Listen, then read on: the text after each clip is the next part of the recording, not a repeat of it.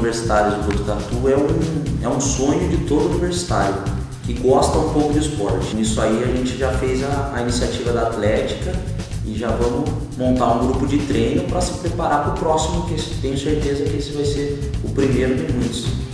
Então é uma coisa que eu sonhava em ter aqui e que não tinha. E a importância dos jogos para a gente foi incentivar a gente a montar uma seleção, a montar uma equipe forte. Para a galera vamos chegar, vamos ajudar a gente, vamos apoiar com torcida, e a galera que vai jogar pegar firme para levar isso aí.